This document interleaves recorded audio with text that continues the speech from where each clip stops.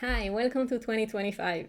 If there's one use of generative AI that I see take off more than any other use, it's AI meeting assistants. If you're not using one, you probably should. Let me show you how they work. I'll show you what I use and I'll tell you how to choose your one at the end. So how they work is that they join our online meetings just like any other participant on Zoom or Teams. They listen in and transcribe everything that everyone says. Some of them capture visuals like slides or diagrams when people share their screen, and some of them capture video of the meeting as well. For me, the most valuable part is the meeting transcript as text, because now that I have the meeting as text, I can use generative AI to do a whole lot of things with it. Let me show you my one. I use this one called Fireflies. You can see here that it links with my calendar. These are some of the meetings that are coming up for me. This one has a Zoom link. This one has a Teams link. That's how it knows where to join. And I can turn it on or off based on which meetings I want it to participate in. These meetings are past meetings, and I can see the automatically generated summary, and I can click in to see the actual transcript and analysis of that meeting. All of these tools have integrations, and most people will use them for things like sending tasks and action items directly into task management systems like Asana or ClickUp, to send meeting summaries into CRM systems like Close or HubSpot, and to include the AI in automations and flows using tools like make.com or Zapier. I have the OneDrive integration active on my one, and that means that every meeting that my AI assistant participates in is saved as a document into my transcripts folder. Meeting summaries and action items are the most basic way of using AI meeting assistants. I use it for a lot more. Here are some of my favorites. If we mention dates in a meeting, I ask it to create a timeline for me. If this was a sales meeting, I ask it to populate my proposal document based on that meeting. I also ask it to analyze any objections and how I handle them.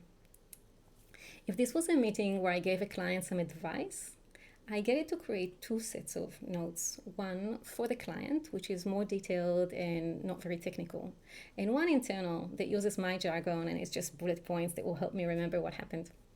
And when I think that the topic that I covered with this client can be interesting for many other people, I get the AI to use this transcript to draft a blog post.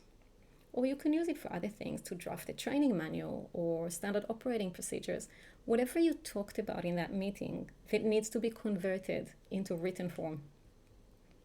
I often ask it to comment on how I facilitated a meeting and coach me. And many people I know, when they have to think up some big idea or brief someone on a big topic and organize things in their head, they just walk around and record themselves talking on that topic. And then they take the transcript and get the AI to organize it into something workable. What is also going on here is that I'm building a searchable knowledge base of all my meetings and all my team's meetings. And that can have a lot of value for me. So imagine my team wants to embark on some project and we need to know all the times we handle a certain scenario with a client. We can have the AI search for this throughout all our transcripts. Or imagine you need to create a report on a project or meet a client of your colleague who's away. And you can just ask the AI to summarize updates from the last 3 months worth of meetings with that client or on that project. My team has a morning meeting every day. And if I miss a meeting, the AI in Microsoft Teams automatically sends me an automated summary, and if there's anything that I need to follow up on. Having all this knowledge in text is a huge asset that's only going to appreciate in value with time. So how do you choose which tool to use? Well, I showed you Fireflies. There's also Otter, which I used for a while. It's very good. I hear a lot of good things about Fathom. And you may have come across the same functionality in Zoom that has their AI companion that does exactly the same, and the same in Microsoft Teams.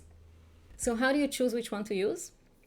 If you have all your meetings in one platform like Zoom or Teams, maybe you should just use the functionality in that platform. For me, I attend meetings on many platforms, on Zoom, on Teams, on Google Meet, and sometimes just in a room with no online meeting that I need to record and transcribe.